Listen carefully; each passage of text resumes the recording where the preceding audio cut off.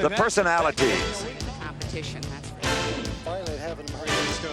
the machine,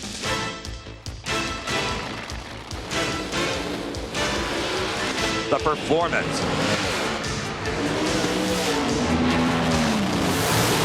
the risk,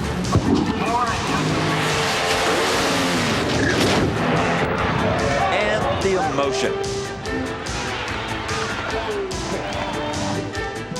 All combined to mark the 1980s as the next installment in Diamond P Sports' Decade of Thrills series. It's Decade of Thrills 2, the thunder of the 80s. Join us as we take an intimate look at the events that shaped the course of drag racing and defined America's understanding of all-out performance and excitement. Hello, everyone. I'm Steve Evans, and for the next 90 minutes, I'll be your host as we examine NHRA Championship drag racing in the decade of the 80s. Now, to describe the 80s as all-out racing excitement would actually be a bit of an understatement. Wouldn't you agree, Snake? No question about it, Steve. Hello, everyone. I'm Don Perdone. Once again, joining Steve Evans to have a look at our Decade of Thrills through a driver's perspective. I'll examine how aerodynamics and horsepower and safety has affected the competition and the machines in drag racing. So sit back, relax, and enjoy as Don and I take you through Decade of Thrills 2, the thunder of the 80s. We pick up our Decade of Thrills at the 1980 Gator Nationals. Kosti Ivanov, the green car in the far lane, he thought he had problems until he saw what was happening to Lenin Brogna.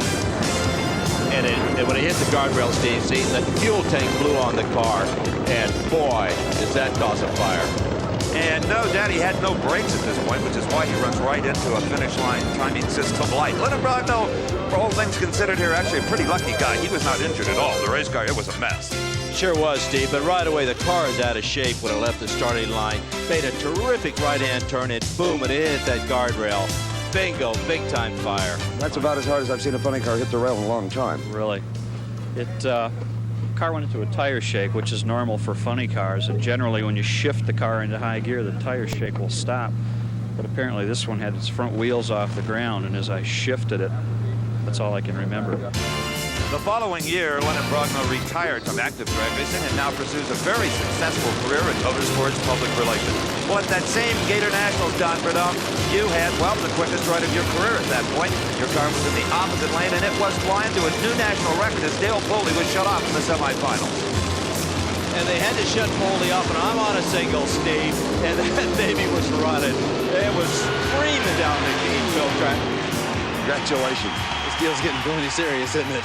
You got a lot bigger smile this round than you did the last one. Yeah, it's coming around. You know, we just got to run so damn hard to make it perform, but got to do whatever it takes, you know.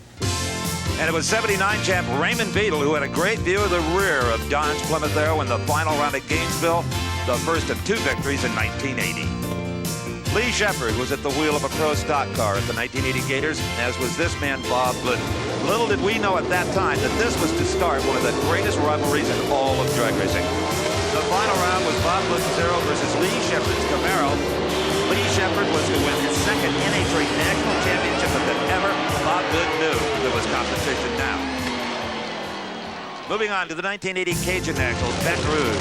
Gary Beck and Shirley Muldowney were #1 and #2 in top dual points coming to this race. But Beck took a commanding lead after beating Shirley in the semifinals with a much better reaction time. Yes, and talking about reaction times, Beck just represented the gate. Beck's on a roll there, though, and Shirley ran quicker, but Beck's a winner, as you can see. And believe me, Shirley's not a happy camper at this moment. Yeah, tell me, I had to interview her. Here we are at the 1980 Spring Nationals. Tim Gross in the near lane. Every time I see this, I still can't believe it.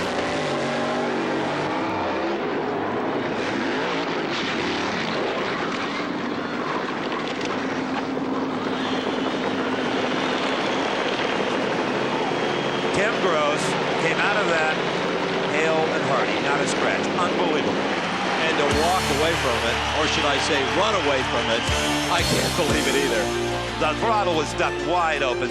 Is there anything, Don, you'd have done differently here? Absolutely not. There's nothing you can do.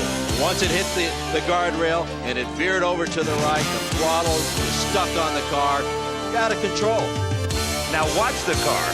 as it rolls on the knife edge of the rail, right there. That's why NHRA is encouraging tracks, or demanding many tracks around the country, to put in concrete guardrails, Hank.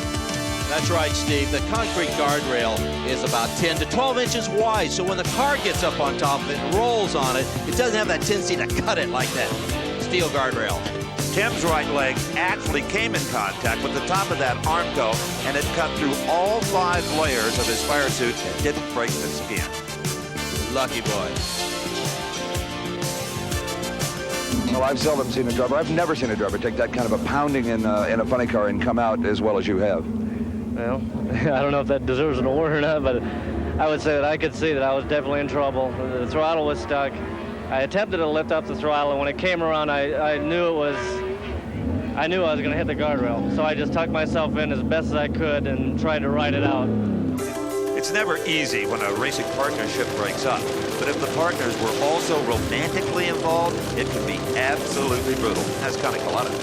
I put a maximum effort on the starting line driving because it's strong, and I feel that I can drive as good as I think I can actually drive better than what she can. He's kidding himself. He learned a lot by working with me, and I don't know. He's a pretty good driver. You really concentrated on the tree this one, didn't you? I couldn't lose this one, you know. I'd never lived it down, really. Go back to Mount Clemens, Michigan, they disowned me. When Shirley met Connie at the 80 Springs, there was a lot more than points and prize money at stake. Bob Glidden was beginning to wonder how long he was going to keep that number 1 on the side of his race car, because Lee Shepherd had won 4 events in a row. But at Columbus, the Glidden fans could relax for a change. Bob defeated Lee Shepherd in that far lane. Here are the players in the greatest single-season rivalry in the history of drag racing, especially in pro stock, Lee Shepherd and Bob Glidden. You guys have raced each other every major event this year. What's the score? How many have you won? We've won 5 so far. And that leaves you with? Only 2. You know, I've seen you guys at the head of the lanes just like this quite a few times this year. You're usually kidding each other, joking around. You're deadly serious today. This is a very important race for both of us. Lee and his guys don't want to lose the lead, and we very much want to gain the lead. But it was Glidden in the near lane, losing the U.S. Nationals with a rare red light, and really putting the pressure on himself as the tour moved to Ontario Motor Speedway in Southern California. And how much we miss this place, Steve. The greatest facility in the world for drag racing. Boy, did we love this place. And they called tearing something like that down progress. Well, I'll tell you one driver who this wasn't his favorite venue. Watch Dave Uehara. Yeah, I'm sure he doesn't miss it, Steve. Bad accident.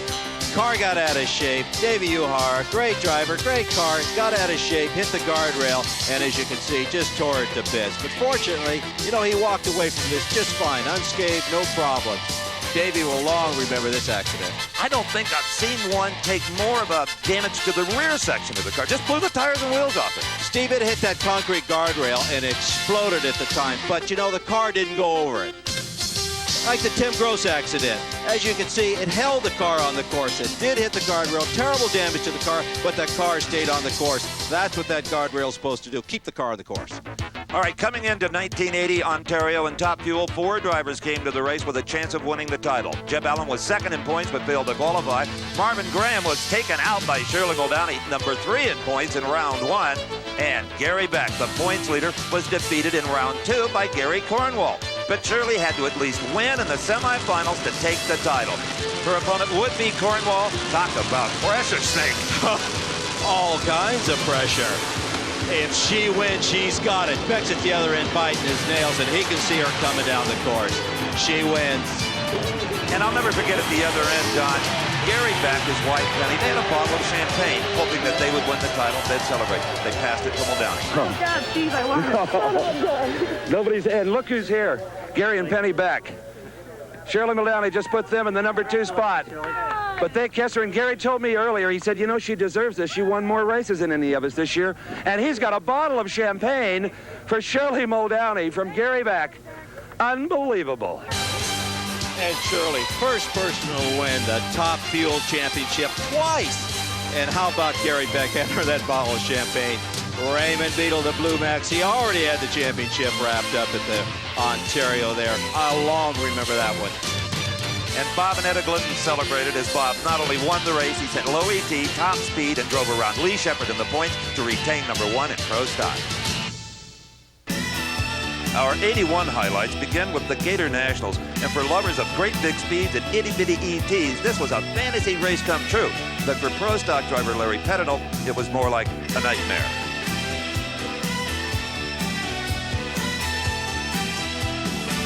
That one pushed the engine right back in his lap. The real star of qualifying, and maybe the entire event in many ways, was Jeb Allen. We won the race here last year and recorded the quickest time we ever run on one of the best racetracks in the world, I think. You know, we run 5:62 quicker than anybody has ever done. And so that tells the story right there about the track conditions. This was a special race for you too, Dr. Dunn. It sure was. Come back and run a 5:92 and lower my own record. Not bad, Steve. And you drove the speed record too. Out here in Florida at Gainesville, this track's tremendous. It's just a tremendous traction, and the air is good here. Two names dominated pro stock racing at the Cajun Nationals, Bob Glidden and Lee Shepard. And in 1981, they faced each other in the semifinals. Glidden, with a big advantage off the starting line, went on to win the event. Only those two won in a 5-year span. He had a little of my misfortune for a change. I think maybe he had a problem on the starting line. And the only shot we really had of winning the race was to leave the starting line first. And finally, it happened in my favor. And then came the 81 Spring Nationals. Well, the car was a little bit lean, and it started going over the hill, as we say, and I drove a little farther, just a split second, and then I saw fire in the fire windows, and naturally it just shut it off then, and I had already released the parachute, but it didn't seem to make any effect. It must have had a lot of fire behind the car, and it burned it off as soon as it came out. Well, the next thing I did is shut the fuel shut off, which is also a normal instinctive thing, and then reached over and set the fire bottles off. And then it was going backwards, and I couldn't see where I was. I thought I was going off the track sideways, but I was still going down the track, and it went over, up back onto the track and into the hay bales, and then it came to a stop. You look okay, except for maybe a little wound on the nose there. Oh, yeah, that's not bad at all. I just got a little plastic on my nose when the shield melted a little bit. The safety equipment definitely works. Oh, yeah, you can see it does. By looking at these gloves even, I don't even remember my hands being hot. And now you know why Dale Armstrong became a crew chief. That's right, a very successful one, as you know, on the Kenny Bernstein team. Unbelievably, Armstrong was back on Sunday for round number 1, where he met up with Kenny Bernstein, who eventually, later in the decade, would pay him over $300,000 a year to wrench his car. Back at Indy, 1981, my favorite race, the U.S. Nationals. I think it's everybody's favorite event, Don, except in 81, maybe Shirley Muldowney wasn't having a real good time. She thinks that she got some bad parts that led to 3 complete engine explosions. And although she won in round 1 here, you can see big problems still. My category, Raymond Beadle in the Blue Max set the speed record, 249 miles an hour.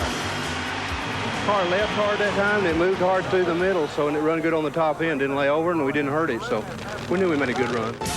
Well, the Bulldozers were top eliminator at Ontario, so in 1981, the Winston Finals moved to Orange County International Raceway. In the near lane, Bob Glidden saw his hopes of winning the championship evaporate in this loss to Mark Ewell. Lee Shepard won the 1981 Pro Stock World title. Funny car qualifying on Friday at the finals was more like a volcano eruption, and the inferno began with Gary Densham. Yes, and it looked more like the 4th of July, Steve, but it wasn't. It was just on a Friday afternoon in qualifying, and Densham had a big-time fire. The fire at one point is like a wave going over the top of the automobile. It sure is, Steve. The car's engulfed in fire, and Densham at this point is just trying to get out. But the firewall and interior 10 did its job. He was unhurt. Along came Billy Meyer, same day, same place. Same problem. Burnt pistons, big fire again. We saw more fires that weekend, Steve, I believe, than any time in the history of the sport. Oh, absolutely. At this point, you can tell you can't see Meyer. That means he couldn't see out of the car. But again, he was okay after a little oxygen. And Snake, you went for a ride yourself, buddy. Yeah, I'm on stage next here. Boy, she left the line good. I thought I was on a tremendous run, and all of a sudden, the lights went out. I had a bad one. I believe mine was worse than all of them, as you can see. Scare you? Scared me to death, Steve. At that point in time is when I really started thinking about top fuel drags. The cameraman that shot this footage, Don, retired after this day. He said he just couldn't take any more scenes like that one. I almost did, too. But thanks to the work of the safety safari, you were okay, as were all of the participants in those fires. Don, we asked drivers, stupidly probably, what goes through your mind? my life at this time and point. When it's on fire like that, you're thinking about your own safety, obviously. You want to get out of it. It's hot, it's burning, it's the last place you want to be. Are you kidding? I didn't even like standing down there. The 1981 Winston Finals was to be Dale Armstrong's last race as a driver, but he had some fun in his retirement effort. He set a brand new national record. Not a bad way to go out, setting a national record, 589. Big time number at them days, Dave. Oh, absolutely. Wouldn't even get you in the show now. Boy, you talk about a battle in Top Fuel. Gary Beck and Jeb Allen came into the Winston Finals with Allen in the points lead, but he went out round one, and he and his wife Cindy were forced to watch the rest of the scenario. Gary Beck in the near lane had to win the event, set low ET, and top speed of the event. If he did all those things, he would garner enough points to knock Jeb Allen out of the bonus of the championship. Dwight Salisbury in the far lane. We have ignition on Salisbury. Gary Beck wins the race. Jeb Allen is listening to the PA. Beck sets low ET, but misses top speed by 2 miles an hour. Jeb Allen was the 1981 Winston champion Top Fuel. Hey, Gary Beck, first car into the 550 bracket. Big number.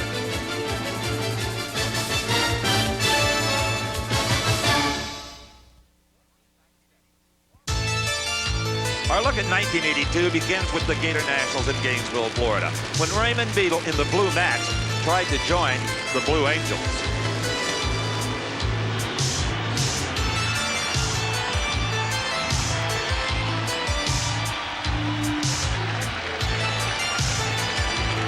And believe it or not, for the fans, the best was yet to come. Beadle's impression of Rocky. Yeah, here's what happened, Steve. Knowing Beadle, car left the starting line, and he's a great driver, but it got away from him. I think they're a little overconfident that weekend. Car got loose, got sideways, got upside down, and made a slow roll.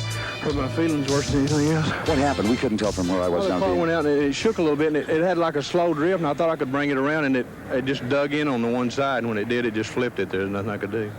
I got to say it was my fault. I stayed with it a little longer. You know, we was trying so hard to win that round. We've slid around before and had no problem, but like I said, it just dug in. The 82 Gators found a shining new face in the winner's circle, Canadian Frank Hawley, who would go on to win the 82 Winston title. Well, the money went to where it was needed the most in this particular final. Boy, I'll tell you, and it's about time. Okay, a happy Frank Hawley, as you can see. Our congratulations to Austin Coyle and Pat Minnick and all the gang from Chicago, Illinois, the Chi-Town Hustler.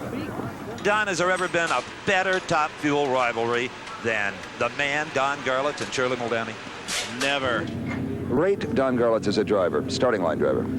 Off and on. I've seen him exceptionally good, and then I've seen him where I couldn't believe. I thought he was really late. But, we're all guilty of that one time or another, but I would call him marginal. Big Daddy marginal? Well, that's what she said, and she's the one that had to race him. It was Shirley Muldowney in the near lane of the 82 Gators. The fans, the Florida fans, on their feet, but they would be disappointed as the title went to Mount Clemens, Michigan. Shirley Muldowney just one notch in her gun on the way to the 82 Winston Championship. And boy, Steve, she's not afraid to get a little bit of controversy. Ask Lucille Lee. Oh, boy, what memories we have of the 82 Spring Nationals. Lucille Lee earned her way to a final round berth against Shirley Muldowney, and the bird flew. Shirley was hot when Lucille got a single in round 2 because Jeb Allen didn't show. 3 motors in the hole right now.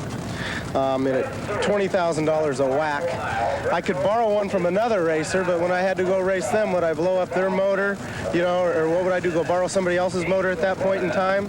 So right now, I just feel it's the best time to throw in the towel. I don't like it. No one else likes it. No, you should have enough faith in your car, your driver, and your ability to go out and run for the money, like the boys do, and that's what we've always done until this year. So I don't know. There's a lot of conversation that Jeb Allen, in that he was using your engine, was being used to block for Lucille Lee, and that the car is not really broken, and he has pulled out to give Lucille a single and more points. Well, Steve, the best way I know to put this, and it makes us look bad now, but 3 days ago when Jeb's sitting over there on his tailgate, he has no motors, he's broken, he's out of money. Nobody else in the place had helped the boy. And in the semis, Gary Beck racing Lucille Lee. Gary's off to a great start. Lucille smoked the tires. Beck had the race won. Chute game open. Lucille's luck continued. Well, it looks like Mark Dennison and the crew have a lot more work to do because you had to stay with it this time. They can't criticize you for winning the race and staying on the motor. Oh, that was great. Well, here we go. The moment a lot of people have been waiting for, an all-girl final. Yeah, I'd like another shot at that. You know, that's just what she said. I'll bet. You think the lady in pink was seeing red when Jeb Allen didn't race Lucille? When they took the broken motor out of Jeb's car and put it in Lucille's, she was on the moon. Have you seen what's going on down the road here? I know exactly what's going on. They are taking the motor out of Jeb's car, right? The motor that would not run the round he had to race Lucille, and they're putting it in Lucille's car. So it's another bye. There's an awful lot of people that are helping out down there. Is it? Those are the people that got beat. They have nothing to do with their time, so they are over there. That's a good place for them. They enjoy being part of that thrash, or do they want to see Shirley Muldowney lose? I can't believe that. Well, I'm sure they want to see me lose. And she wrote down every last name. In the final round, though, Shirley Muldowney just punted Lucille Lee right out of the park. And I'm glad my name wasn't on that list, Steve. Well, in the heat of battle, everybody reacts differently. When it was all said and done, though, Shirley Muldowney couldn't have been more great. Lucille has a long ways to go, but I think she is a credit. I like her. She's a nice lady, and she should be able to do her own thing. I think she'd be better off. Ah, those were the days, Snake. The sweet days. Moving on to Indy 1982, Joe Amato found out that nitro isn't quite as forgiving as alcohol. Of course, he went on to have a tremendous career in the category. Yeah, this looks like a grenade. I don't know. It's made a lot of noise. It sounded expensive. I've never heard it quite put like that. Sounds expensive. It is expensive. And I believe he's going to hear that same expensive sound here in a minute, Steve. Losing the blower again in round one. Went through a lot of problems, Amato, getting started. And Joe's weren't the only ears that were ringing. Here against Gatcola to near lane. Kaboom for Billy Williams. The parachute burns off instantly. Williams thinks, oh no, not the blower and the race car too. Watch this fancy bit of driving.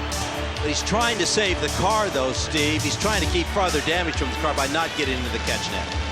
At Indy 82, Gary Beck was a headline maker. The blue car in the near lane, the first to run under 5.50 seconds, or 5:48 to be exact. We know the thing.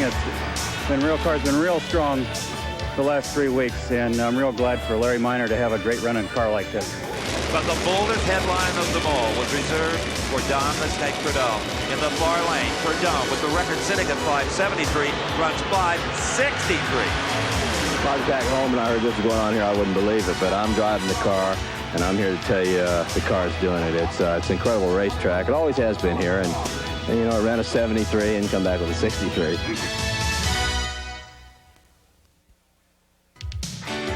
You're about to see the crash that never ends as we revisit the 1983 Gator Nationals. A young Florida super gas driver by the name of Mickey Thompson felt his car get a little bit sideways. So he corrected it. It got a little more sideways, and then it began. You don't have to be a Raymond Beadle in a Blue Max funny car to do this. You can do it in one of these too, Steve. Oh, very easily, Don. The car was completely destroyed, but Mickey Thompson, we saw him the following year in '84 with a brand new piece. Watch Tom Anderson in the far lane. And Kenny was on a run, and Tom knew he had to run good. He gave it everything, but lo and behold, fire time. Watch how long it takes to get the car stopped, Steve. That's the important part. The fire came out, and he got that chute. The chute's trailing behind the car, won't stop it. So now he's just on his rear brakes only, and he wants out of that baby. He did a great job of driving, Don, but not such a good job of getting out. That was a rough one. That's one of the hottest fires I've seen in a long time. Are you okay, first of all? I think so. I might have some blisters on the back of my neck. I'm okay. Just couldn't get it stopped, you know? I mean, I had the brakes all the way back. They won't stop when they get the tires burned off. Well, unfortunately, Anderson wasn't the only one to flick his Vic. In the far lane, it was John Forrest racing Mike Dunn. Fourth red light, but he doesn't know it. He never saw the Christmas tree. He just stays with the throttle. And he could have shut it off, Steve, and he had a fire at the same time. But watch the driving job he does. That Forrest, tremendous driver. He wants to get that car stopped, get it off to the side of the track as quick as he possibly can, and get out of it. You know, I see drivers at the other end. It takes them a minute just to get unbuckled. When they're on fire, they can do it in about 2 seconds. But you don't want to take the seatbelts off before you come to a stop, Steve. John, you okay? Fine, Steve. Again, the safety equipment. What would you do without it? Save my butt.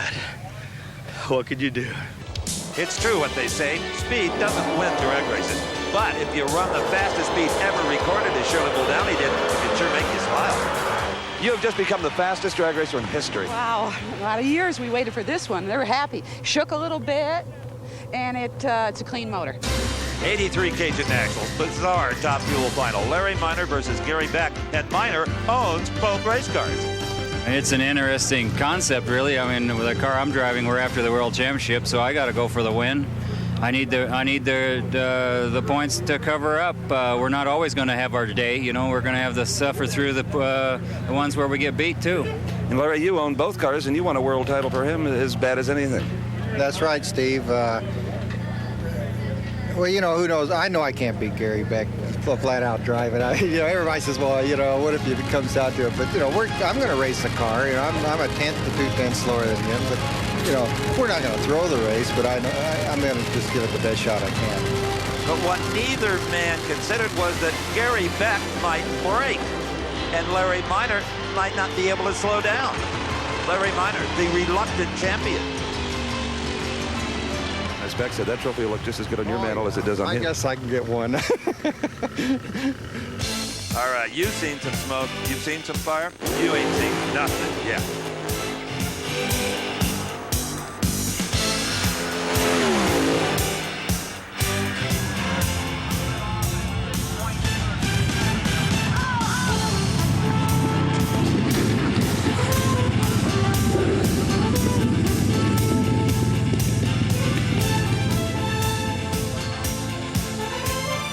So you want to be a race car driver, huh? Big fire, fast car, short track, catch net. Big trouble. Mike Dunn, worst fire we've seen in a long time. I've seen this footage 100 times, and I still can't believe it. Mike Dunn, you okay? Yeah, I'm fine. One of the worst accidents I've ever seen at this end of the racetrack. Wasn't that bad. He looked it from here. I think when you see the tape, you'll believe me. The net definitely prevented what could have been an awful bad situation for you. Oh, yeah, definitely. Throttle hung wide open, and I reached for the fuel shot, and then blew up and backfired and everything else. So everything went wrong that could go wrong, really. Yeah. I was pulling as hard as I could to get that throttle back, and something got hung up somewhere. I'll let you get over to your crew. They're concerned as we are. 1983 U.S. Nationals. For the second year in a row, Shirley Muldowney's luck on this racetrack was, well, absolutely rotten. There's an explosion, a tire gets cut down, and Shirley's in the wall. Lost a left front tire, picked the back of the car up. She's real lucky right now. But it was the last thing she needed, considering that she was in a very tight Winston points race with Gary Beck, and the car suffered some severe damage when it got into the guardrail. Shirley Muldowney, again, was okay. World-class driving. Lucky, thank you. Shirley, your foot. The car was rebuilt by Ron Tobler and the crew, but Shirley went out in round number 2 on the Labor Day Monday final eliminations. Now the big hometown crowd, all of the Hoosiers were hoping that their own lion would roar in pro stock competition, and he did. Bob Glidden won yet another U.S. Nationals title, and that tied him with Lee Shepherd for 4 event victories at this point in '83. But Shepherd had the points lead. He had won more rounds during the season. So when the Winston Finals rolled around at OCIR back in California, Lee Shepherd was smiling. He had his second Pro Stock Winston Championship neatly tucked away. But for Mike Dunn, well, nothing was easy for him, Don Prudhomme, on this day. And when you say nothing, you're absolutely right. He couldn't do anything right on this particular day. Bad fire. There it comes. Now watch the engine, Steve. Comes out of the car, upside down. Have you ever seen anything like this in your entire life? Who would have thought Mike Dunn could top Columbus? Well, he sure did on this one. And it rung his bell a little bit. He kept telling the paramedic, 1, 1. Well, Steve, you don't see that very often. It blew the crankshaft right out of the bottom of the engine. As you can see, completely destroyed the engine. A lot of drivers can, in their whole career, not suffer one incident. You've had 2 this year. What does it tell you? I'm the luckiest unlucky guy in the world, I guess. But the one before, that was a cakewalk compared to this one. Unluckiest lucky guy. I love that line. 1983, Gary Beck won the Winston Championship, and he continued to be the king of the ETs. You're looking at the then record 5.39 second elapsed time. What a power Gary Beck was throughout that entire season. And Frank Hawley won the funny car title in the unsponsored Butts Down Chi-Town Hustler. And who could know, when Shirley Muldowney won the Winston event title at Orange County, it would be her last win until '89. Blowing the body off of a funny car is usually a disaster. But at the '84 Gator Nationals, Don Prudhomme, may have been the best thing that could have happened to driver Ron Corrente. Yes, you're right, Steve. But the fire's still burning pretty good. But as you can see, it's starting to taper down just a little bit here. It didn't have that body to contend with melting fiberglass. Exactly. Nothing burns like oil-soaked fiberglass funny car bodies. Corrente was just fine, not even singed. Remember that great Top Fuel final from the Gators we showed you back in 1981? Shirley Muldowney versus Big Daddy Don Garlits. Well, Garlits, after a 2-year absence, returned in '84. I really shouldn't be out here. I'm 52 years old and I really don't have the parts, but here it is. It's all set. It's like they wrote it in Hollywood and brought it here and produced it. I think it's good he's back. I think his fans appreciate it, and it adds to the class. I think it's good. Don't let that 52-year-old man fool you. Yeah, Shirley was on a great run there, but you can see something failed in her car. Of course, Garlits went on for the win. And the crowd went bonkers in Gainesville. The '84 Gators was interesting from another perspective. A lot of new performance enhancements. The first computer we found on Gary Beck's car. Boy, this has become an indispensable tool, Don Prudhomme. It sure has. It's really changed the sport around, and Beck was the first to have it. How about the Amato wing, the setback on the rear wing? Oh, yeah, it was so high up in the air. When he unloaded it and mounted the wing, he got a lot of teasing, but not when he became the first driver to top 260 miles per hour with the wing up in what Joe called the clean air. And remember me, Steve, I was the guy that bet that a funny car would be the first one to run 260. Bet Shirley Muldowney $500, and I paid out. It's been 10 years since the last speed plateau was reached in Top Fuel Racing. Don Garlits at 250 miles an hour. Now, Joe Amato, 260. Oh, but that just goes to the credit of my wizard crew chief, Tim Richards. You know, he finally gave me some beef to go with the burger. And Joe wasn't done yet in the final round against Gary Beck. Keep your eye on that car in the near lane as he set a new national speed record at 262.39 miles per hour. The next race, everybody had a tall wing. Amato had really started something. And Kenny Bernstein, you know, Don, you almost didn't have to pay off that bet with Shirley Muldowney because you thought a funny car would run 260 first because of what, aerodynamics? That's right, Steve. The aero on the cars was tremendous. We learned a lot about aerodynamics in those days. And Kenny Bernstein, he was in a wind tunnel with his car. And the two of us, Kenny and myself, we thought 260 was on the board for a funny car first. Well, you missed it by about an hour and a half because in the final round, Kenny Bernstein, near lane opposite John Collins, 260.11 miles per hour in a funny car. And she wouldn't give me my 500 back. Don, in almost 20 years, including 4 Winston Championship seasons, you logged a lot of seat time in a Nitro funny car, much like this one at McCullough's. Boy, I sure have, Steve. But you know, one of the things that I'm grateful for that didn't happen to me was a terrible accident that Ed McCullough and John Collins had side by side back in '84 at Baton Rouge, Louisiana. Thank the Lord that 2-car crashes in this sport of drag racing are an extreme rarity.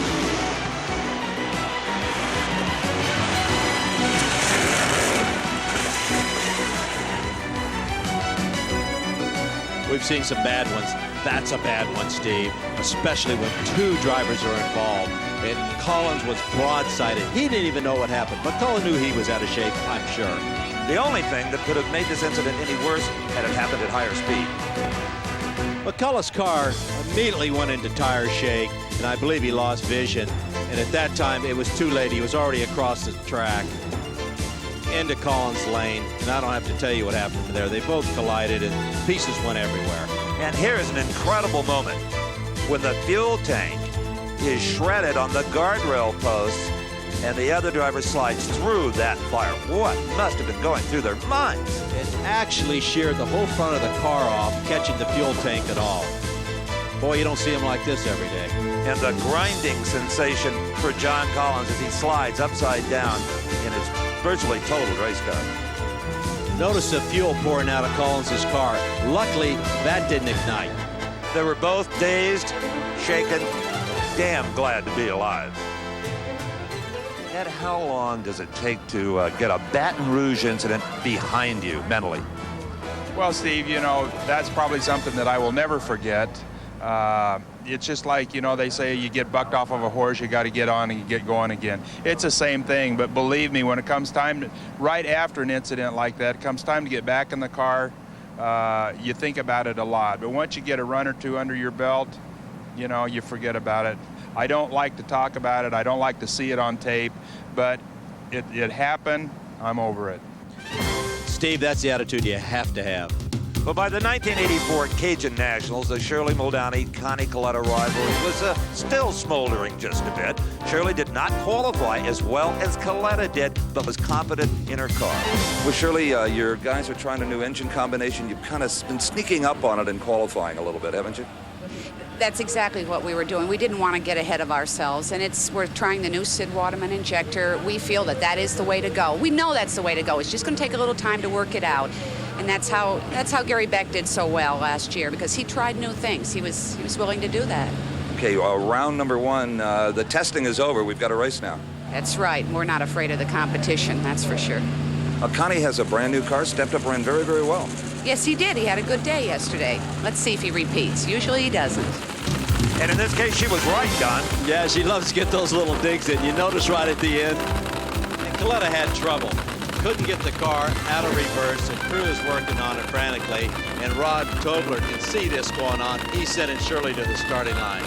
And Buster Couch, the starter, looked on as long as he felt he dare. Worried about Shirley getting too much heat when Kalitta got it out of reverse. Shirley left the starting line, and Conrad was furious. A big break at that event for Shirley. Had Kalitta not had problems, he probably would have taken her measure. She had big trouble herself. And did she ever? Look at the oil and fire pouring out of the car at the finish line. Meanwhile, back at the starting line, a furious Connie Kalitta appealed the decision to the judge, Buster Couch. Appeal denied. And that's a man you don't want mad at you, the starter. Well, cooler heads prevailed, or the fight might have been better than the race, if you know those two.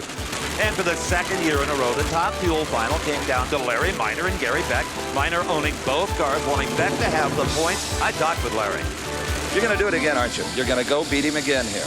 Well, you know, the guys like to see the car run, and, you know, we're all racers, and we're going out there to run the car. And, well, there's a little bit of wagering going on back and forth. So, you know, we had a final with Gary and I a week ago at Bakersfield, and Gary barely got by me then, and we'll see what happens this weekend.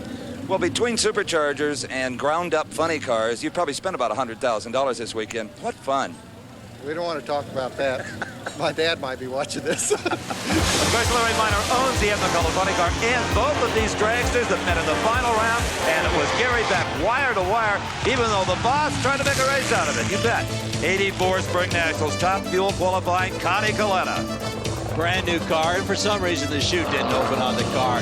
It's no Mike Dunn incident, but he did get into the net, hurt the car just a little. But he took the net head on, and that's the way NHRA anyway says you're supposed to do it. Rather than trying to avoid the net, get him bouncing on those big tires and maybe flip him upside down. Connie Kalitta was fine, and the car wasn't that badly hurt either. Just another tangle with the net at Columbus. In round number 2, Gary Ormsby from California met up with Shirley Muldowney. And of course, nobody could know it at the time, but this would be Shirley Muldowney's last run in competition until 1986. It was at the Grand Nationals in Montreal in June of '84 that Shirley suffered a devastating crash. Massive injuries were involved in a crash at over 245 miles per hour on a qualifying run. A front tire came off the wheel, wrapped up in the steering, causing the car to turn hard left. Nothing Shirley could do. Notice the engine in the upper right of your screen. Shirley was terribly hurt. The three-time Winston champion suffering badly mangled legs and feet in the crash. It was a sad moment for drag racing. I was back in California at the time, Steve, and we heard the news over the phone. We didn't know if she was going to make it. They said it was that serious at the time. and a very long recovery period was to follow.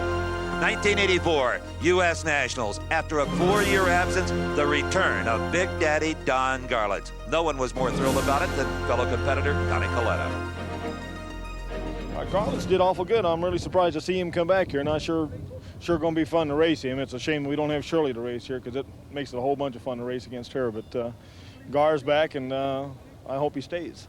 Well, we came here with the intention of winning the race. You know, of course, anything can happen in a race, but I mean, we wasn't here just for the beer. And if he was, Big Daddy would be the one recycling the cans. He flat waded through this field. First to feel his sting was Shannon Stewart in round number 1. Then in round number 2, it was Howard Haig's turn to find out why they call him Big Daddy. In the semifinals, tougher competition, Larry Minor. But nobody was tough enough for Big Daddy in 84 at Indy. Then the final against Connie Coletta. And boy, was it a final. Coletta was running real good, but Big Daddy pulled it off. I've had a wonderful weekend, and I've enjoyed myself tremendously. It's been great to be back. And it was good to have you back, Big Daddy. Oh, yeah, it was at that point that he got the fever again.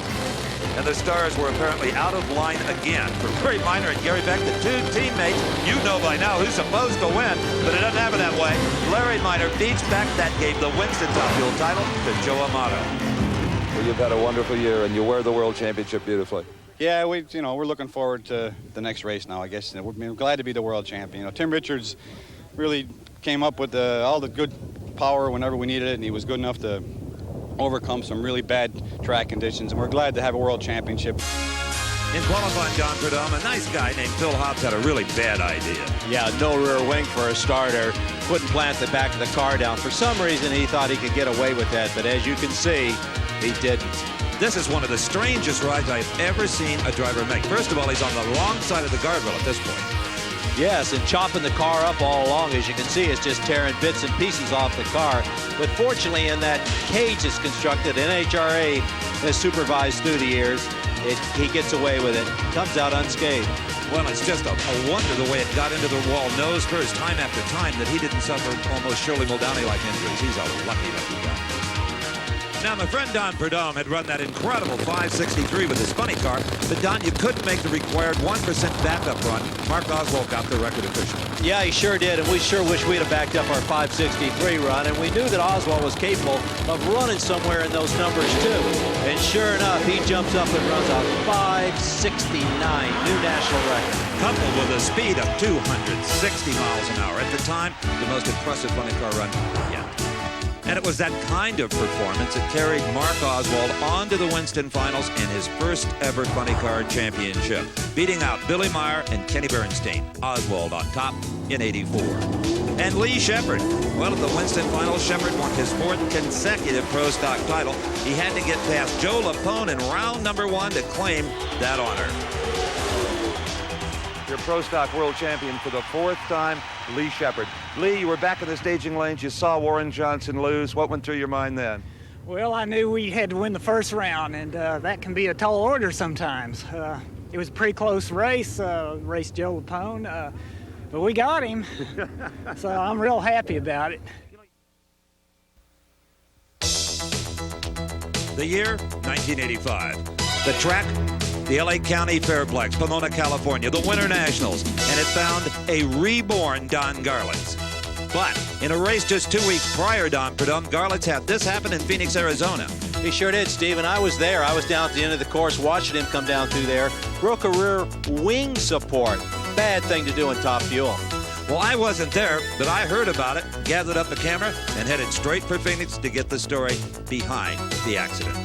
And what I found was just vintage Don Garlits, the thrash, literally whipping the thing back into shape. Car seems to be handling nice. It's not the car I had in Phoenix, but it's okay. Big Daddy going into round number 2. And there he faced Joe Amato. But still a pretty good car. Garlits off real good, but something went away in his car. And of course, Amato went through the wind. But Amato had big problems at the other end. Lost his supercharger. The 85 Winter National saw John Lombardo under the skin of the Blue Max, not Raymond Beadle. The pressures of business, is that why you've retired? Yeah, that's primarily it. You know, I have the Grand National team and then a sprint car team with Sammy Swindell, and I haven't been that involved with my other racing, and I want to be, and I'm getting more and more involved with my other businesses. Thanks for all the thrills over the years, Raymond. There's been many of them. Thank you, Steve. About that same time, I took a trip to Mount Clemens, Michigan to check on the progress of three-time champ Shirley Muldowney. When the surgeons are done and the therapists are done, what then, Shirley? Can you look ahead that far? I'm trying to. I have hopes and dreams, and I'm a pusher, and I would like to drive the race car again. That's what I really want to do, but I'd like to be able to do it and feel comfortable. I'm not too sure that's going to happen for me, but we'll know here in a few months. Top Fuel dragster again? Oh, yes. That's where my love is, in Top Fuel, and that's what I want to be. I want to drive the king of the sport. And drive she would. What happened in the funny car final to Al Segrini? Snake, he won it, but with this. Blew a clutch out of the car. And that's titanium sparks you see there, Steve. Lost the clutch completely. Between the Winter Nationals and the Gator Nationals, the sport of drag racing suffered an irreplaceable loss. Lee Shepard was killed in a testing accident in Texas, and at the Gator Nationals, the qualifiers in pro stock lined up in a missing man formation. The pole left open for this man, Lee Shepard.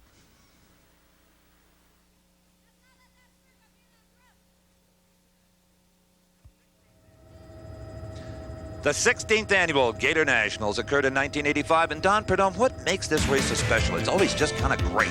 You're right, it's a special place. It's that time of year, it's nice and cool, conditions are perfect for drag racing. And you make an awful lot of power, which sometimes can bite you.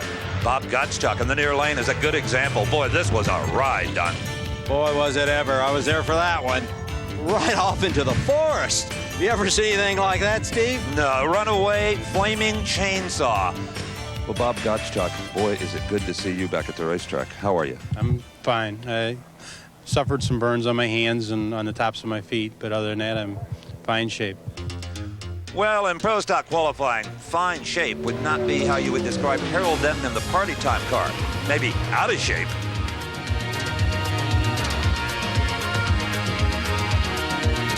It made a perfect straight run, and just as it got through the finish line, it felt to me like maybe the right rear tire went down. The chute came out, but it would never recover. It began to get a little crossways, and I got it back 2 or 3 times, and then next thing I knew, it was going around. Best thing that happened for Harold was getting off in the dirt where those great big rear tires couldn't dig in like they will on pavement and flip him in for ends like that kid Mickey Thompson. Don, can you tell by watching if a run might be really good, like a record? Kenny Bernstein here, 564? Absolutely, Steve. The car was really hooked up, carrying the front end. Buddy, he was on one. Yeah, you can tell in that first 60 feet, generally, if a run has any potential. Kenny Bernstein into the record books at the 85 Gators. At the 85 Cajuns, Gary Ormsby, the veteran, ran up against the rookie, the kid from Miami, Darrell Gwynn, who had just moved into the Nitro ranks after having won the 83 Top Alcohol Dragster World Championship.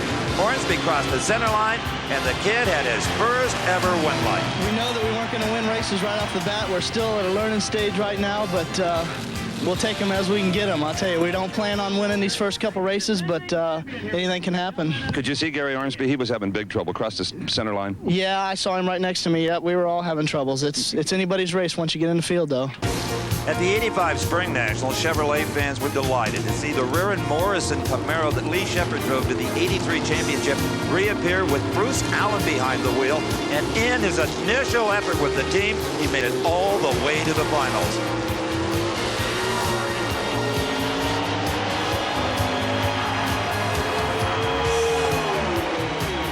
Car owners Rear Morrison know what the winner's circle feels like in those final round appearances, but congratulations, Bruce Allen, on your first Pro Stock final round. Thank you.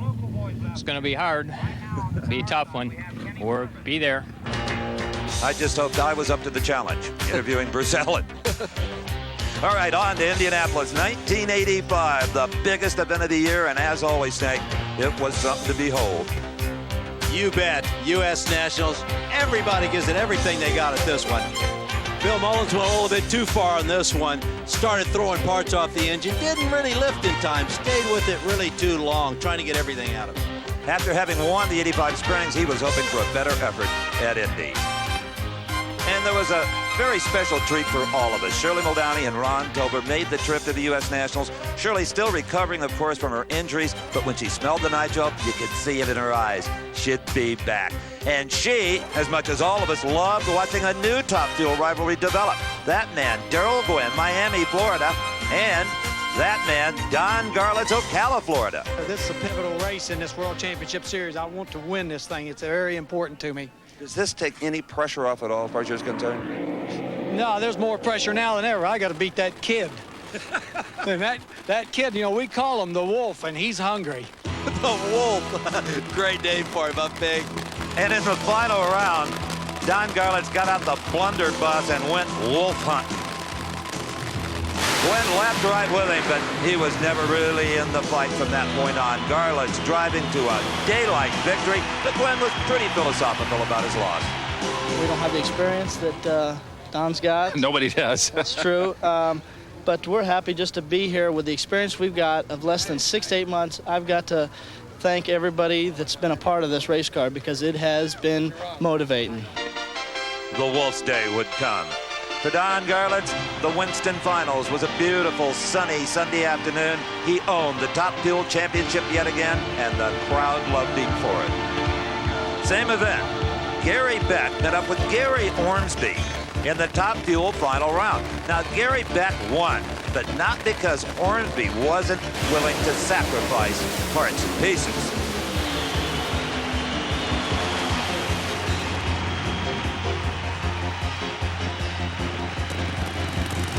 They don't get a whole lot more violent than this one, Don. They sure don't, Steve. He giving it everything he got. Too lean. Blew the blower off and blew the rods out of it. But boy, they were trying to win, but Beck was just way too tough. Now, if you can't tell me about this next race, this next pair of cars, nobody in the world can. That's right, Steve. We were running really well, and I was pretty sure the following year I wouldn't be back. But I wanted that speed record. And boy, we got it, 264 miles an hour. And the Winston Finals title as well. With the first to break 250, that meant a lot to you. Does this record mean as much? Well, it all means a lot to me, you know, especially at this point in your career, you know, when you've done so much, come back and run real good is really a gratifying feeling. And a gratifying feeling for Kenny Bernstein and crew chief Dale Armstrong as they won their first NHRA Winston Funny Car title, clinching it at Pomona. Bob Glidden, well, it's been quite a while, in fact 4 years since he had worn the number 1. He earned it in 1985 along with the help of his wife Etta.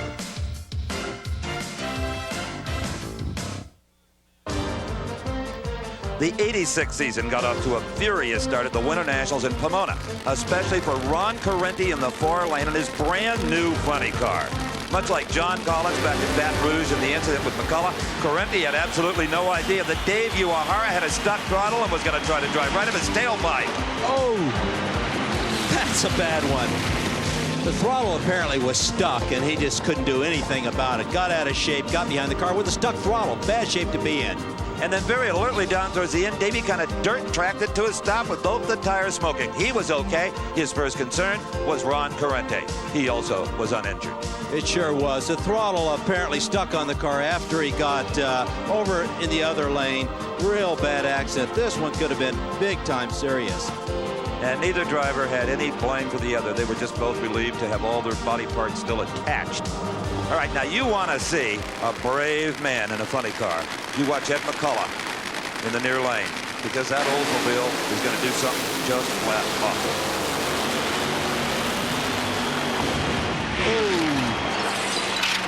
It sure did, Steve. He blew the whole supercharger off the car, threw the rods out of it, lost half the body. And here we go.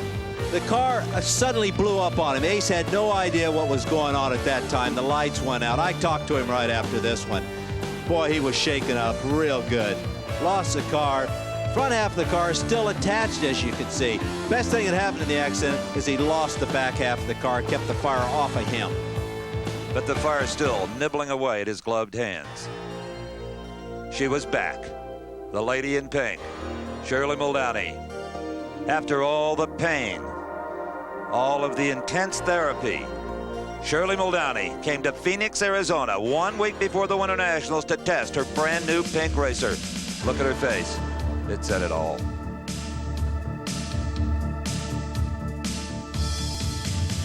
collecting her thoughts now, Steve. Getting her helmet on, getting set for the car for her very first run down the quarter of a mile after that tremendous accident. The car left the starting line just fine for her, and she's just getting the feel of the controls again, getting used to being back in the saddle. And back at Pomona, who should she meet in round one? Of course, Big Daddy. If she knocks me out in this first round, it'll almost be like just granting her the world championship for 1985. What can you say, right? I don't mind racing Big Daddy, and I don't think he minds racing me. You wouldn't prefer another job? No, the way we look at it is we try to get rid of the good ones and then go on from there, but it's going to be an awfully good race. The kids left the concession stands for this one, Snake. Yeah, that's right, Steve. You could have heard a pin drop back in the pit area. Everybody was on their feet watching this one. Boy, Shirley was right in there until the engine expired. Don Garlits went on to round number 2 and passed. But when he got to the semis, there was that man he referred to as the Wolf, hungrier than ever. And the Wolf was running real good. This is the first time that the Wolf actually put away Big Daddy in fine style, I might add. You're thrilled, aren't you? Yes, I am. I can't even hardly talk. I tell you, And I'm not going to make you. We'll see you down here in just a short time. You might win this whole thing. Thank you very much. He did indeed, dropping another veteran, Connie Coletta, in the final round. Don Prudhomme, 1986, the Gator Nationals. A new car was debuted by the man from Ocala they call Big Daddy. What did you think of it when you first laid eyes on it? I thought it was the greatest race car I had ever seen. I mean, there was so much thought that went into this car, completely different than anybody else's. Developed his own front wheels in the car, completely enclosed the cars, an aerodynamic cockpit on the car. This car was destined to go fast. And that is Swamp Rat 30. Now, you know, it may have been unique and it may have been beautiful, but it sure was fast. Don Garlits became the first driver ever to top 270 miles per hour. He did it at the 86 Gators, and he told me, Don, his intent here was to punch a hole in the wind and drive through. And boy, he did that. Look at it go. That was the round against Dan Pastorini, 270 miles per hour. In spite of the little tires that fell off every time, it's laying on the ground. No, I heard you say to your crew, I'm not going to try the 270. That's over with for this race. There it was. Well, it's just running good. You know, you can't hardly help yourself. You basically tune, and we were taking nitro out of it. It's just that it's so slick. The concept obviously works. Yes, it's the design of the future. There's no question about it. We'll have the tire thing fixed. We've already got tires. We got some little airplane tires that's going to do the job just nice. And they did, as a matter of fact. So Big Daddy, debuting Swamp Rat 30, won the Gator Nationals in his home state. Dick LaHaye was hoping for victory, but instead got a great big parts bill.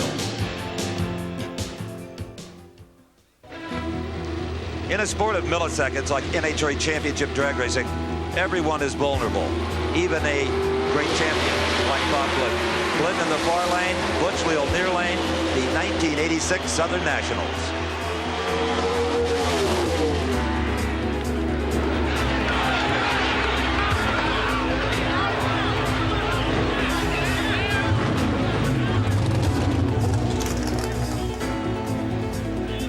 One can only imagine the terror that Etta Glidden experienced on the starting line, watching her man go through that agonizing crash.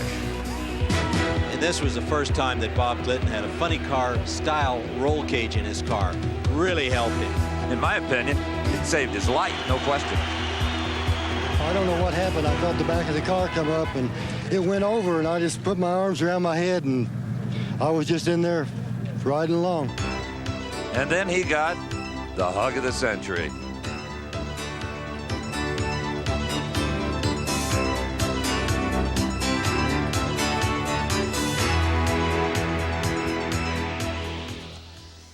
Remember the cat's net we saw Connie Coletta hit with his dragster at the end of National Trail Raceway, Columbus, Ohio? Well, in '86 at the Spring Nationals, the nets were replaced with a gravel pit to stop errant race cars. Now, the first to test the effectiveness was Australian funny car pilot Gary Phillips. He just had way too much momentum and did a little high-speed rototilling in farmer Herb White's front yard. Well, if you're going to crash, that's the way to do it. You want to go head first, engine into it first, get the momentum of the weight in there. And other than the fact that he wasn't injured, it was not a good eye for Aussie Gary Phillips. And Gary is not totally depressed. You see, he didn't own the car. Moving on in '86 to the Summer Nationals, where there was action in all three of the pro categories. First in the spotlight was Bob Glidden. Anybody that thought that Atlanta crash got him down was dead wrong. He came back in New Jersey with an identical car, and here in round one lowers the national record to a 7:44 second elapsed time.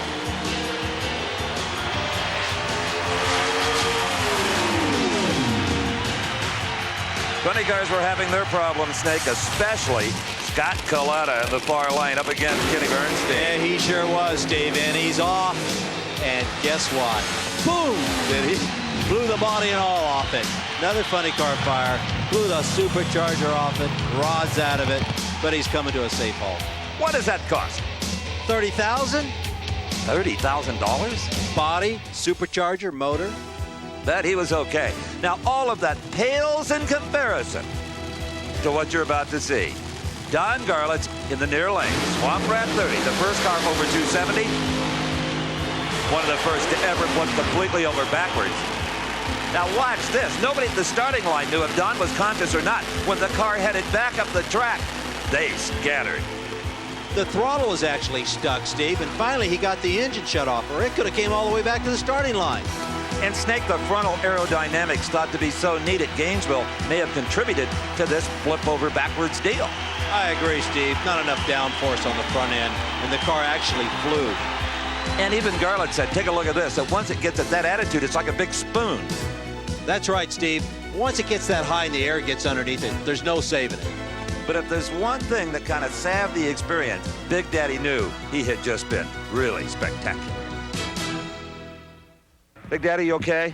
I'm just fine. My feelings is hurt is all.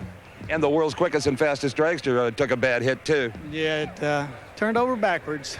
You've had some harrowing experiences, but that was an unusual one. It was very unusual. It, I knew it was gone. It got so high, and then it wouldn't come back. I backed out of it early, but it didn't make any difference. It was accelerating too hard, and even though the throttle was off and everything, it didn't make any difference. It caught wind underneath it. Any chance of repairing this car? No, his car can't race at this event. I'm not that crazy. I disagree with that statement, actually. I think he might be if he thought he could have saved it. And now, Texas Motorplex, 1986, the Chief Nationals. The racetrack was in many ways the stars. The first of the stadium-style drag strips. The Pro Stock Final, it was late in the day. Warren Johnson red-lighted. Bob Glidden won his 50th career victory. Bob and Etta Glidden have won their 50th NHRA Pro Stock title. How do you feel, babe? Great. And more important than that, some points towards a world title, huh? Yes. We feel really fortunate to be in this position right now after the year we've had. Well, crash and all, Bob Glidden went on to win the 1986 Winston Pro Stock Championship, a year he'll never forget. Kenny Bernstein won his second consecutive Winston Funny Car Championship, thanks to much new technology developed by his crew chief, Dale Armstrong. And Big Daddy Don Garlits, blow over or not, won the 1986 Winston Top Fuel title, his second consecutive. The only man to ever do it back-to-back.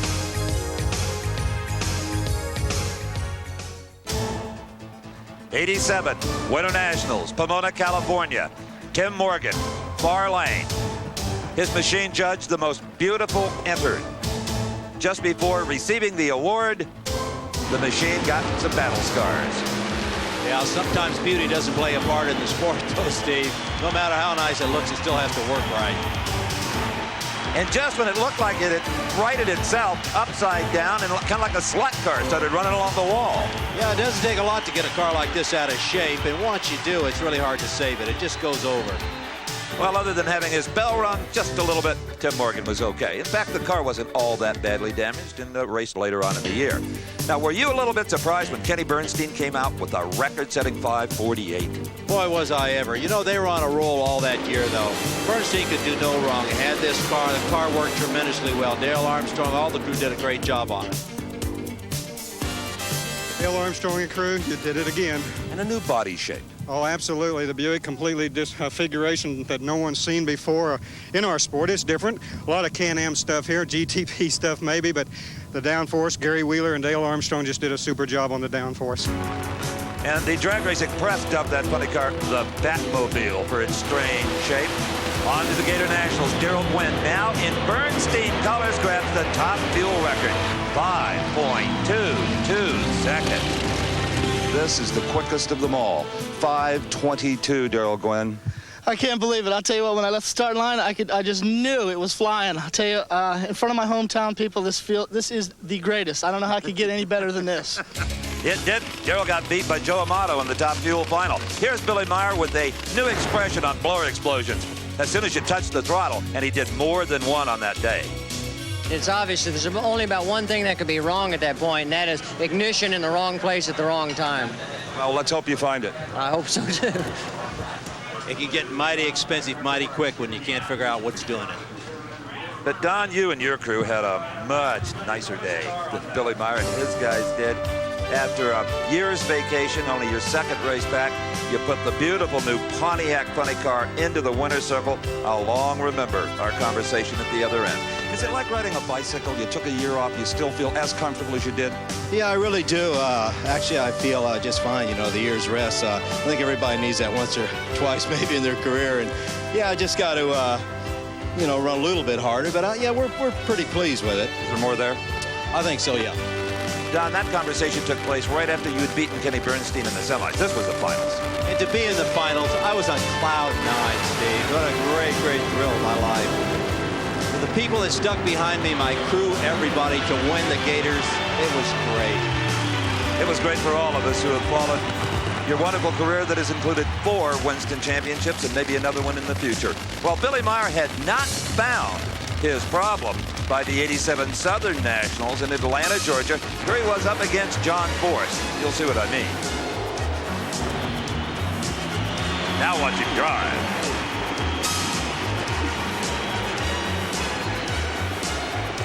Meyer was a Texas State go-kart champion when he was about 15, and you can see he still has the skill. Well, he put that to good use. The 1987 Cajun Nationals saw the debut of what was to become another intense rivalry among the top fuelers. Joe Amato and this man, Dick LaHaye. They were to battle all through the season for the Winston Top Fuel Championship. Dick LaHaye's been working hard all year, joined the Larry Minor team, and he stood a shot at that title now. The best he ever had. And Joe Amato found out that as well. It was Dick LaHaye of the Cajuns by a matter of inches. The cars are so bunched together with Darrell and Joe and Garlitz and myself, and now I've moved ahead of Garlitz into number 3 spot, and, you know, it's going to be a heck of a season. We're not even halfway through it yet. Well, Dick LaHaye didn't stay in the 3rd spot in points very long. Spring Nationals, Columbus, Ohio. It is LaHaye in the winner's circle over Gary Ormsby. Crew chief daughter Kim and her brother Jeff exchange palms on the starting line after that one. 87 Summer Nationals, LaHaye, near lane, really helps his points cause by setting a new national record, 5.17 seconds elapsed time. That's worth 200 bonus points. The fans love Familia LaHaye in Englishtown, New Jersey. But it was Joe Amato, record or not, who kept the points lead by winning the final from a tire-smoking Dick LaHaye. The feud was on and would continue for the rest of the year. After the Summer Nationals, Don repaired Swamp Rat 30 and announced it would be donated to the Smithsonian Institution. Don Verdum, you should have been there that night. Big litter off in D.C. only Big could do something like that. I tell you, there were some paralyzed tourists walking by the Smithsonian. And, of course, he built a brand new car, Swamp Rat 31. A little more streamlined in the front, a little different concept on the nose piece, canopy, and basically just a nice replacement car. Well, 30 will be long remembered. I'll remember it a long time, you can bet on that. When Don Garlitz rolled to the starting line for the '87 North Star Nationals against old nemesis Darrell West, he couldn't know that this was probably going to be his last run in NHRA competition. It was Gwen winning on that day, Garlitz heading off on the Natch Race Tour that he does so much of, and this was Spokane, Washington. Yes, Steve, 1 week later, same thing in Englishtown, carrying the front end down in the lights, but this time it was much more serious. At a much higher speed. This happened to be his last ride also in a Top Fuel dragster. Well, we think it'll be, but you never know with Don. He suffered some broken ribs on that one, was in pain for quite a while, but has made a complete recovery. Here's a weird deal, Don. Watch the near lane. Ooh. Boy, as bad as that looks, as bad as it sounds, it's a good thing he threw the body off the car because it didn't keep burning and burning on top of him. And it didn't hurt the body nearly as badly as it did the engine, so that was one thing he didn't have to fix anyway. His face tells it all. Oh, boy. The drivers themselves were starting to call this the Dick and Joe Show. The final 87 U.S. Nationals, Joe Amato versus Dick LaHaye. Amato became the first driver ever to clock 280 miles per hour at this event, kept his slim points lead with this very close victory. Wife Jerry, Tim Richards, and the crew enjoying the moment. Tim told me it was going to be real tight, he said, but you're going to have to weld them to the tree. You know, we've been driving real good all day, and I've been just concentrating a real lot on the tree. And I've been getting real good lights, and, you know, I've gotten my eyes picked out the last race, so I came here with the idea that I know I was going to have to do real good, and thank God they gave me enough power to do it.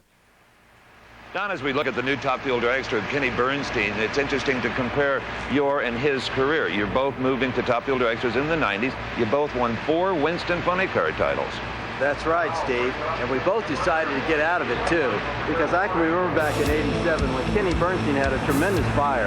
You know, he was going for another world championship and didn't think nobody could stop him, matter of fact. And lo and behold, he had a tremendous fire back at the Keystone. That's right. That was in 1987. He wasn't as invincible as maybe we thought.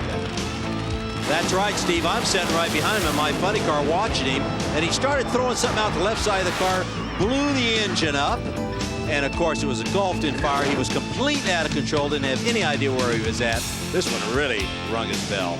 The competition thought, so long, Kenny, for this race. They were wrong. The car was back ready to race. You know, with the success you've enjoyed this year, 7 victories, the World Championship will again be yours. Was there any temptation to just throw the wreckage in the truck and take a week to come back? No, there really wasn't. In fact, it was never even discussed. When Dale went down and looked at the car in the swamp and thought it looked pretty good, let's go fix it, let's come back and do some battle, and that's the way we operate. And it's that kind of drive that has made this team the success it is, I guess. It really is. It takes that, and the guys are just great, and all the friends that helped us, and Carl Ruth and Gwynns and everybody else, but that's what it takes. A lot of people have been up all night. A lot of people up all night, and a lot of friends praying for us. We appreciate it, too. The Winston Finals, Pomona saw the final act for 87 in the Joe and Dick Show. It came down to Joe Amato and Dick LaHaye for the Winston Championship. A season-long battle. It might have well been done in one race, Snake. What a way to end up the championship. Pomona, California, last round. And I talked to both the crew chiefs before they did battle. Kim, your feelings, the World Championship on the line. Well, we're just going to try to run the best that we can, and hopefully it won't smoke the tires. And whatever the outcome is, we're real happy with the year. This is definitely the biggest run of our career, Joe and mine and everybody else here, and it's real important to stay consistent on this track. The track seems to be going away a little bit, but we've got to go for it. They met in the semifinals. The Winston Championship on the line in this one side-by-side race. A brilliant start. Amato possibly overpowering the racetrack. LaHaye wins it at 5.19 seconds. That's over 20 years of hard work right there, Steve. I love it.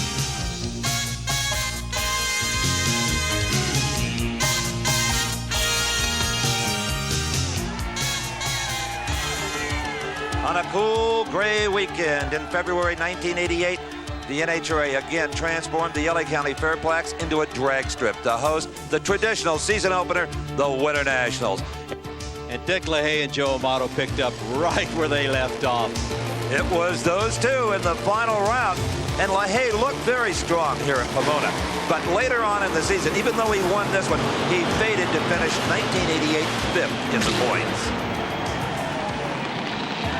Eddie Hill, Don, was a guy who rolled into the Gator Nationals with something to prove that he can run with the best.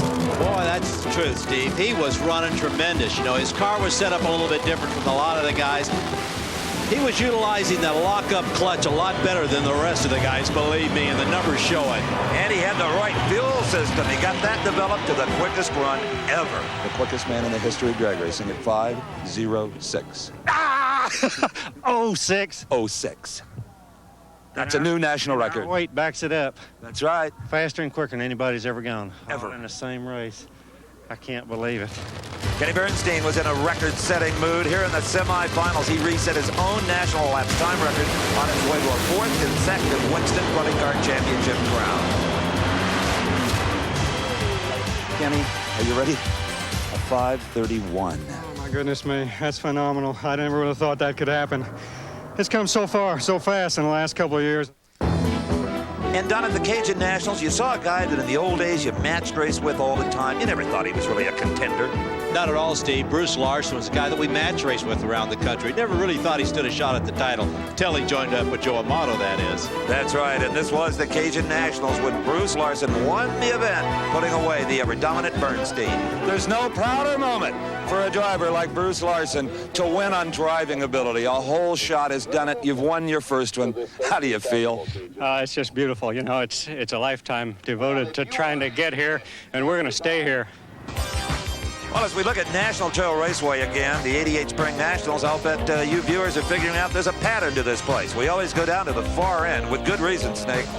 Yes, Steve, that's James Goodson's pro stock, and he's into the sand traps. But fortunately, it's there for him. It slowed him up just fine. And the next visitor was John Noble. Yeah, no shoot, sand traps. When the pro stocks start going into the pit, you know that it's short. Now here is R.C. Sherman. And that's why the sand trap's there. They all stop safely.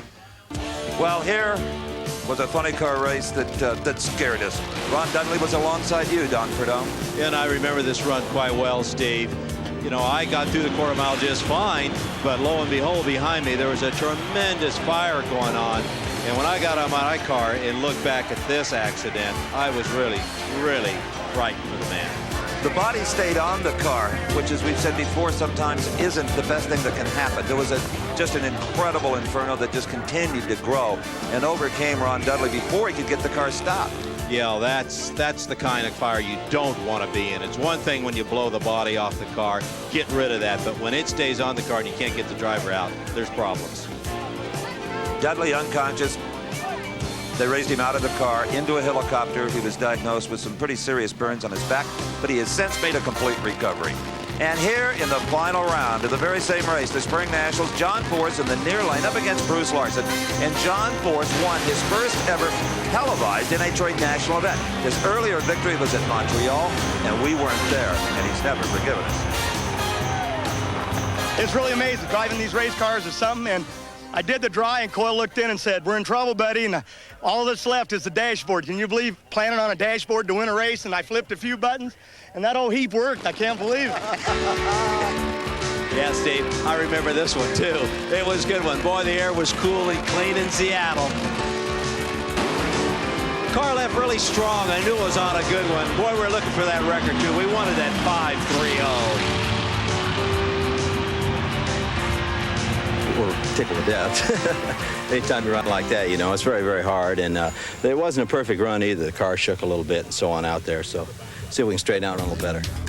And you took the record away from Kenny Bernstein, who had this problem at the 88 North Star Nationals. They couldn't get the car into reverse. That's right, Steve. Those things happen. The clutch was probably swelled up at the time after his burnout. They worked every way possible, rocking it back and forth.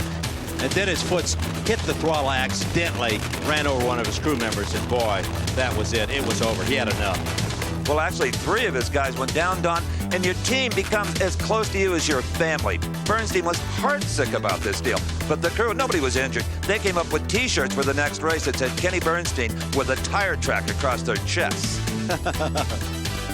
All right, usually at the U.S. Nationals, we swelter in the late summer Indiana sun. Not 1988.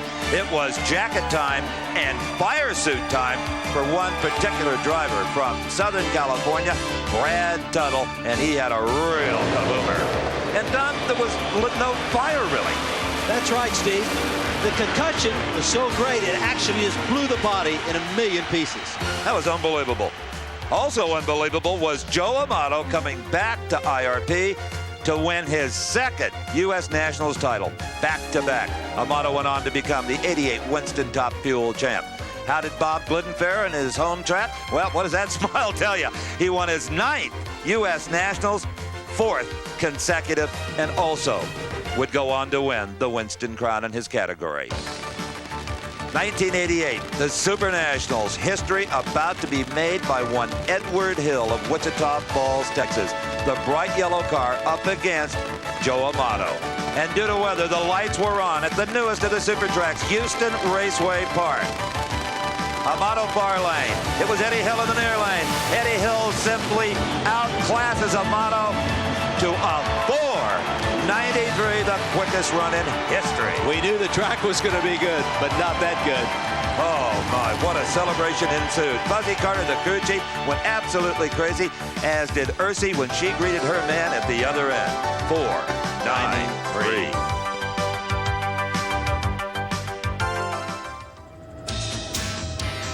The 1989 Winter Nationals, the season-opening gathering of the clan, saw the drag racing world poised for speeds over 290 and many EPs under 5 seconds. You know, Don, I have been around motorsports as an observer as long as you have been a competitor, and I still find the long, slippery, sexy Top Fuel racer as exciting a race car as there is on this planet. You know, I agree with you, Steve. But you know, you really got to talk to the people that own this baby, Eddie and Ursi Hill. They went through a tremendous accident in '89 at the Winter Nationals. And the crowd was really anticipating a number from the Texan after that 4.93 in '88 at Houston. What they got was this. An oh my God, upside down backwards flip. Eddie Hill was okay. And Don, as we look at this again in slow motion, there's absolutely no doubt as to what caused this. That's right, Steve. It lost the front wing. In other words, the front wing slipped back and the car took off just like a plane would do. It was completely out of control. There was absolutely nothing he could do with it. So that front foil is supposed to provide downforce. Instead, it was just the opposite. That front wing is as important as the rear to keep the car stable on the ground. Just a spectacular incident in the life of Eddie Hill. And as it flew, it just peeled like a banana. It sure does. All the pieces come off the car, Steve.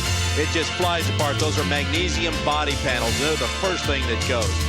I talked to Eddie in the on-track hospital. You feeling okay? Yeah, I don't think I got hurt at all. Banged my knees just the tiniest little bit, and I got a little pain right here, but I'm looking awful good. So many pieces of these race cars are your best friends, Don Prudhomme, and that parachute has got to be one of them, as John Force found out in round 1 at Pomona. When your best friend turns on you, you're in trouble. That's right, Steve. And as he's approaching the quarter mile, he's thinking everything's okay until he tried to open the chute. No chute. The handle apparently slipped in the car, a chute malfunction, and into the sand pits he goes. It looked for a second like maybe he thought he'd try to swerve and avoid it, and thought, nope, let's take her head off, and he turned turtle. I said, put her in the sand, but I never thought she had dug in. That baby dipped on me, hooked the nose, and what a ride. Your family's down here, John. Let them know you're okay. I'm okay. He enjoyed it. Absolutely. That's John Force. What do you expect? Well, another man had a moment he'll never forget, but this time on the positive side. Connie Coletta, near lane, the first to top 290 miles per hour. He must have thought he was in his Lear jet. Oh, man, what a pass that was. 290. To be the first is magic.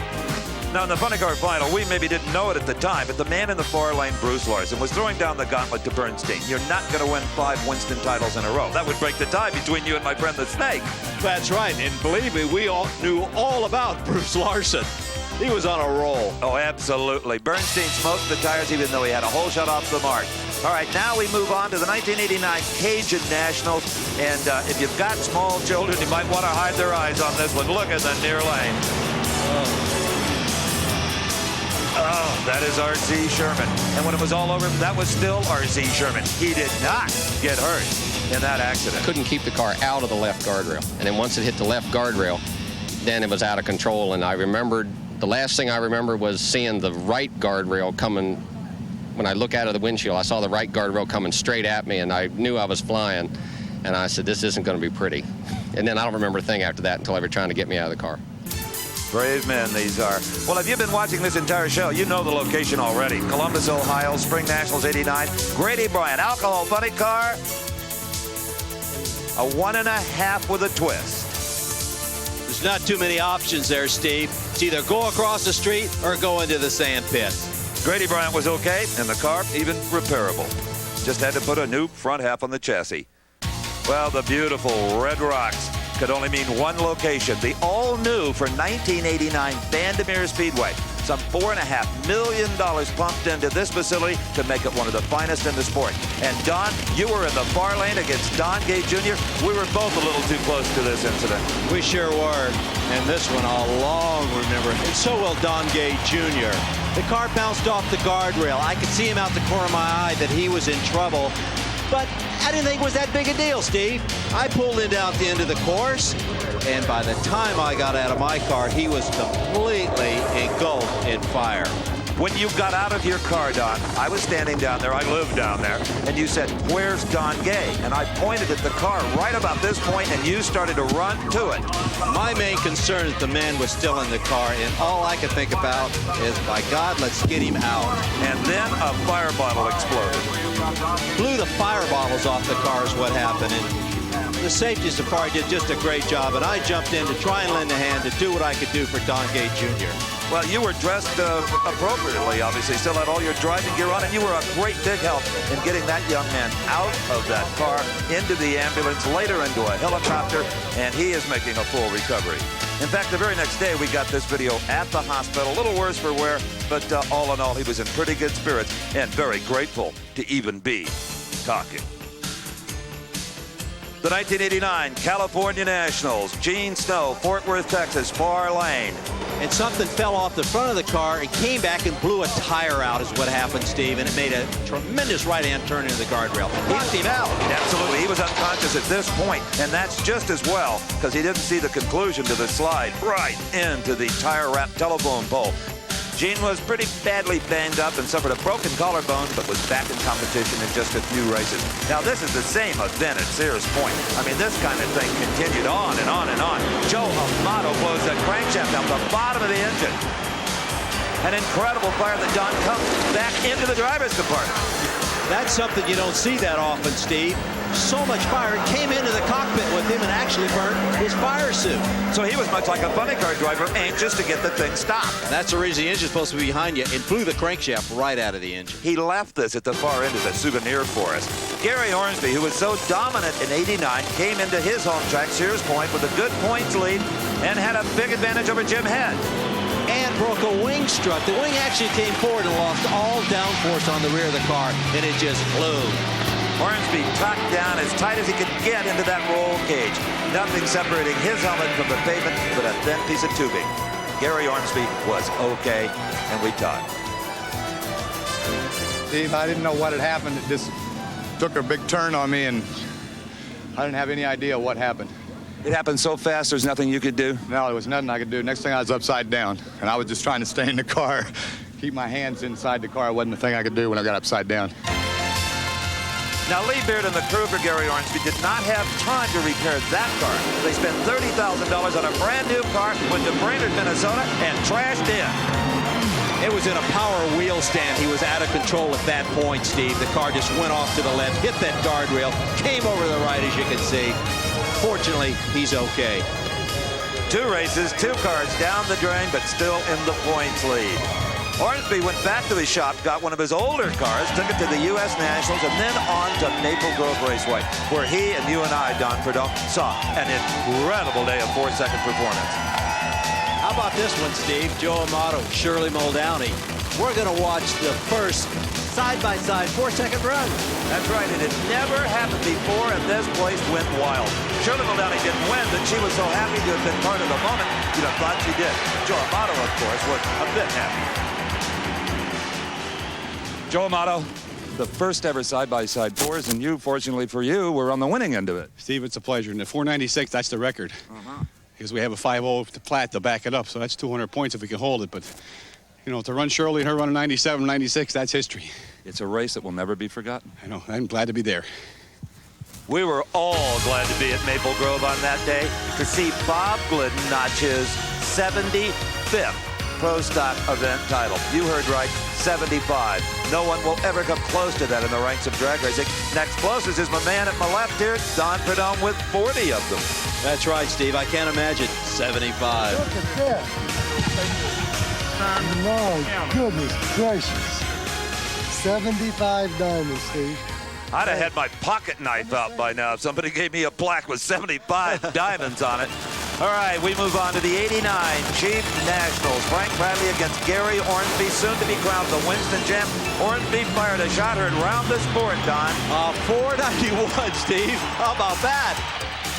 That's great. I knew it was a good run. I didn't know how good, but I knew she was awful good. Left really hard, set me back in the seat, and pulled right on down through here. Ormsby won at Texas that day and bagged the speed record at 294. On to the Fall Nationals, Phoenix, Arizona. Joining Gary Ormsby is a Winston champ funny car racer, Bruce Larson, who led from day one when he first beat Kenny Bernstein in Pomona.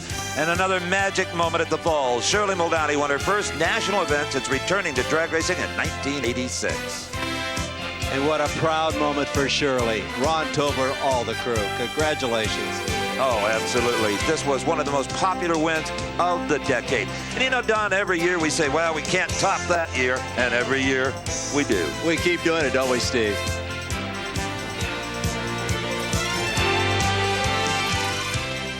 Don, thanks for joining us again and bringing your unique perspective and insight into our look at the decade of the 80s. My pleasure, Steve. But you know, from my experience, the 1980s will look calm compared to the 1990s. I couldn't agree more. And thank you for joining us. We'll see you at the drags.